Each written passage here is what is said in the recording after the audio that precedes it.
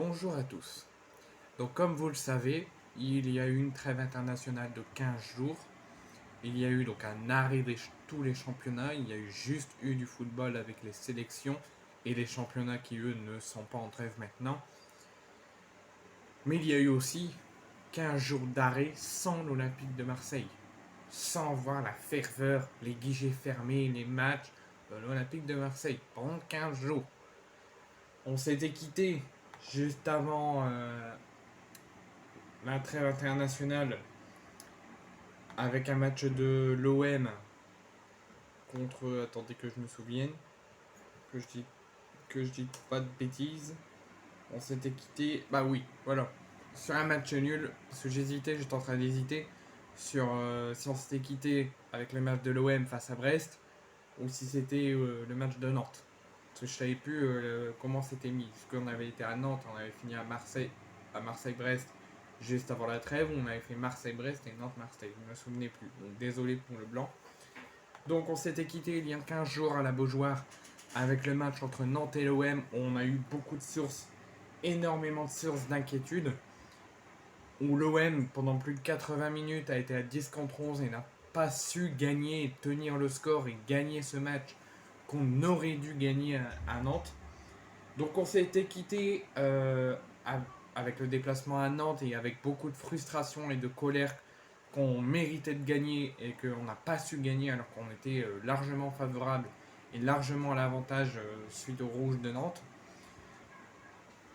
Donc on fait son retour 15 jours plus tard avec le match de demain à 17h pour la réception du Toulouse Football Club qui a signé hier le grand retour de Spearings qui est resté à peine 3 mois à Lens.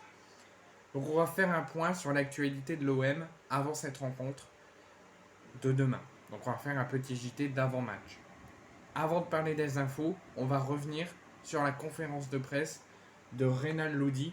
Je reviendrai peut-être en vidéo sur ça. Mais je voulais l'introduire dans le JT d'avant-match.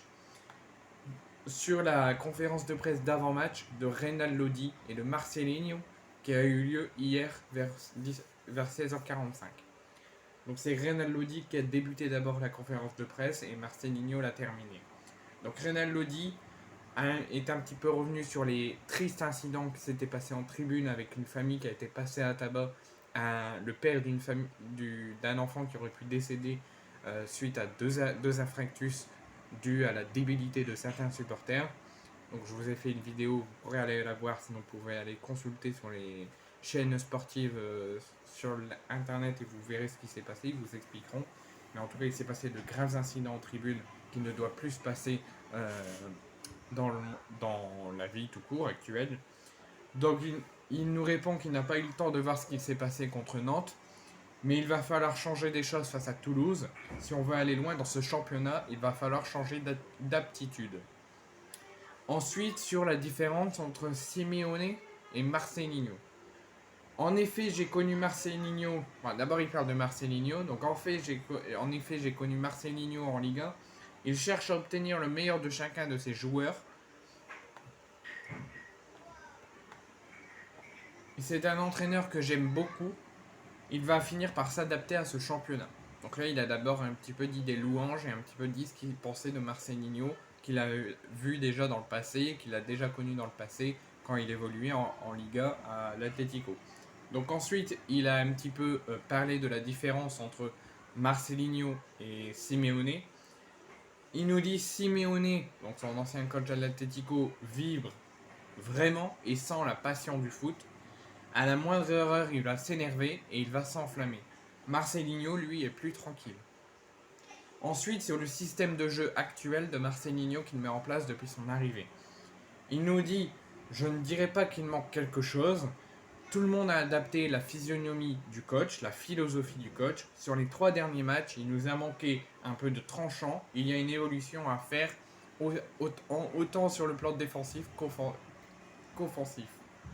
Ensuite, sur son niveau de jeu à lui personnel. Il nous dit, c'est étrange qu'on me demande mon adaptation en championnat français. Je suis très heureux ici, dans cette ville et au club. Nous avons des supporters magnifiques. Le staff est là pour nous. C'est plus facile d'être à son meilleur niveau dans ces conditions. Je reviens à mon niveau et je peux véritablement montrer ce que je peux.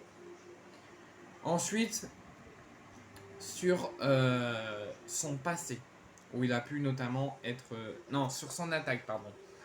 C'est naturel pour moi d'attaquer, j'arrive à avoir les espaces pour donner de bons ballons. Après, j'ai aussi des responsabilités défensives, je dois aider mes coéquipiers de mon point de vue. Parce que habituellement, la question du journaliste fait un petit peu effet que les défenseurs, souvent, dans le football moderne actuel, ils s'attaquent très peu. Ils font leur rôle de défenseur, mais ils s'attaquent très peu. Donc c'est pour ça qu'ils ont posé la question pourquoi lui se met très à chaque fois, ne reste pas son rôle de défenseur, comme Jonathan Klaus ou Nuno Tavares avant, ils attaquent énormément. Donc il a répondu que pour lui c'est naturel. Et ensuite, il a continué à parler de son passé, où il a notamment lâché des larmes, il a été ému. Il nous dit pardon, je suis très ému. Mes grands-parents n'avaient pas d'argent. Souvent, les gens se tournent vers la drogue ou le football. Personnellement, j'ai choisi le foot. Pour participer aux événements, je revendais des bouteilles. Cet argent servait aussi à aider ma famille. Ensuite, sur les enchaînements des matchs, il nous dit quand on a beaucoup de matchs qui s'enchaînent, il faut bien dormir, bien manger. Ça me fait un air de déjà vu avec Kylian Mbappé qui a dit ça la saison dernière.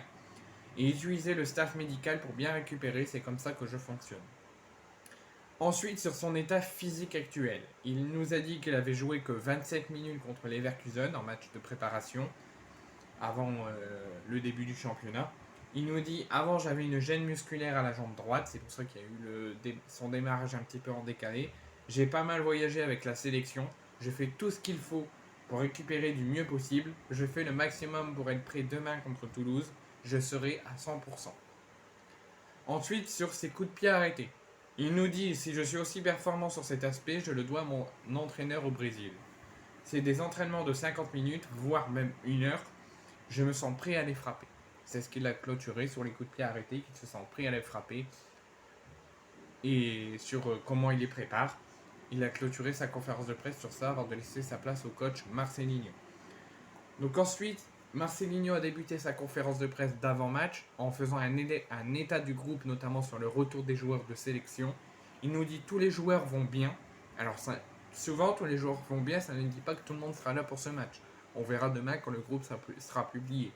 Mais il nous dit que tous les joueurs vont bien, hormis Ismail Yassar, comme vous le savez, qui s'est blessé avec la sélection, qu'il a eu une lésion aux ischio-jambiers qui sera absent 2 semaines, qui pourrait revenir pour le match contre Paris.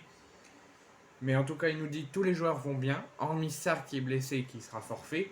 Tous les joueurs se sont entraînés, sauf Reynald Lodi, qui devrait s'entraîner, qui a eu son entraînement a été décalé, qui s'entraînera que demain, et qu'il pourrait même ne pas débuter demain suite à son retour tardif de sélection et à ses entraînements un petit peu en décalé.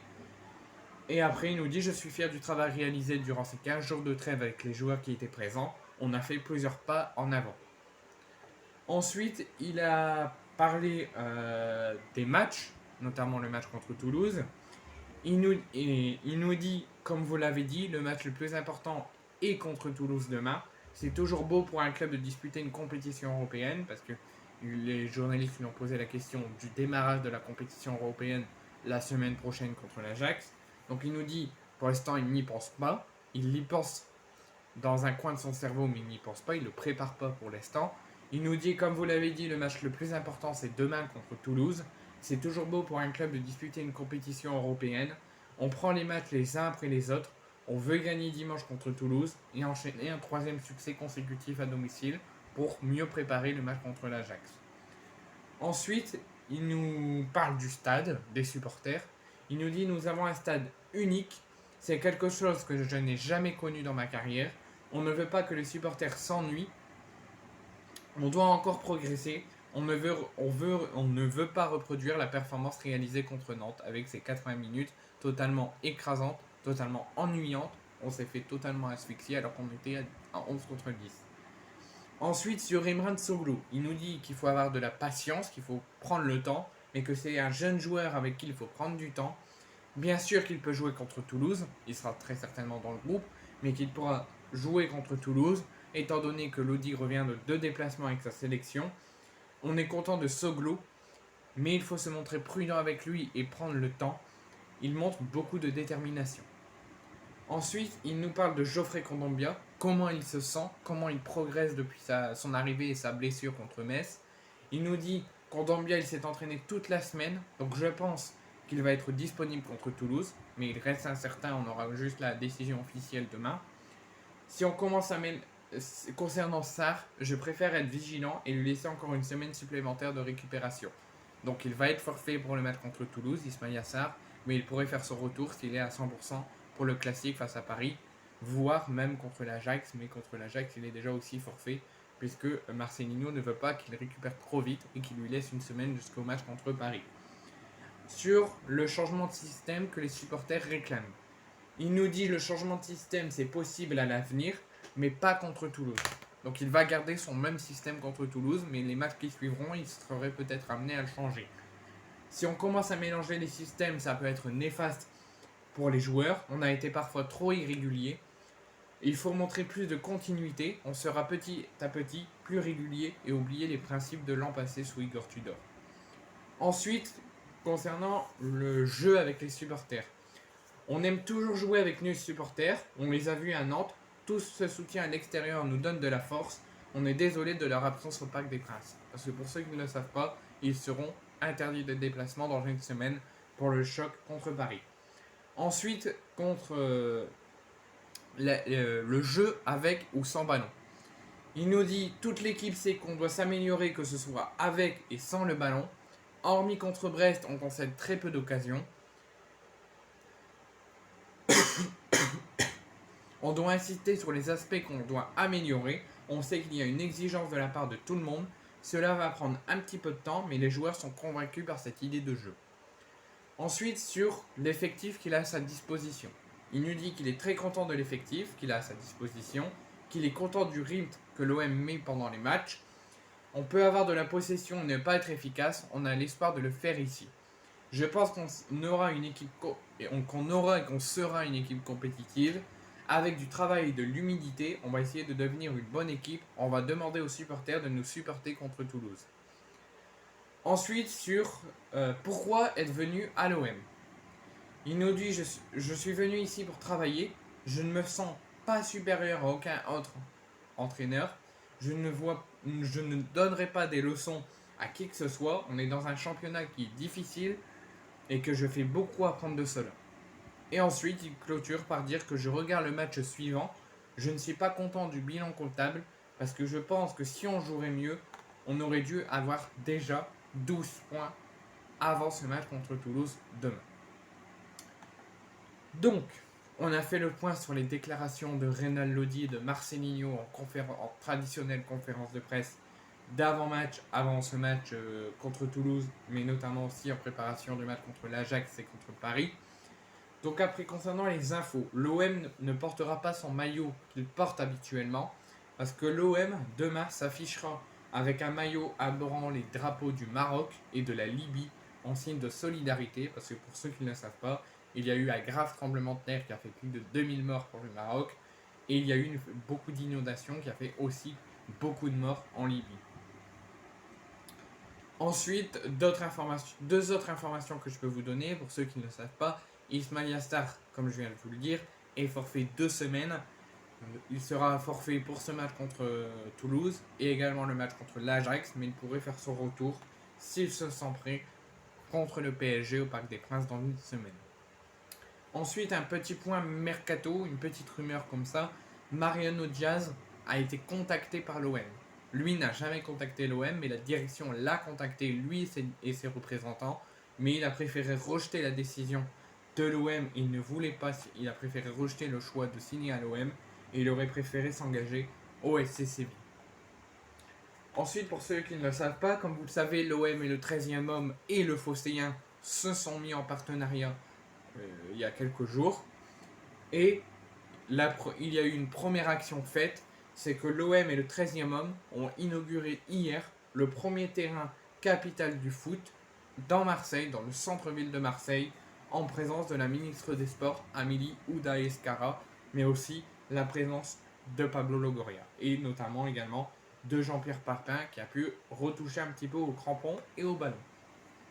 Ensuite, pour ceux qui ne le savent pas, l'OM et le Stade Vélodrome afficheront complet demain à 17h pour la 24e fois de l'histoire de l'OM et du Vélodrome.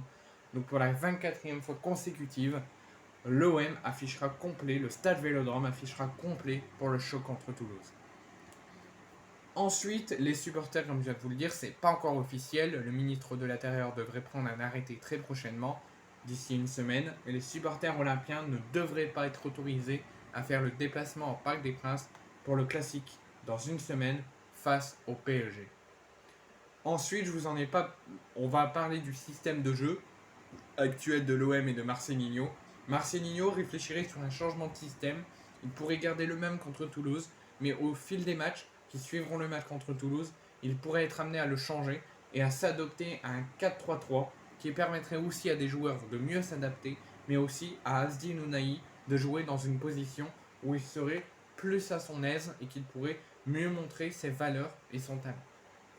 Et enfin, ce que je peux vous déclarer également, c'est que l'OM reste en contact très régulièrement avec la famille Bernard Tapie concernant le projet qui a vu le jour il y a quelques mois, quelques années, et qui n'a pas encore été fait là aujourd'hui.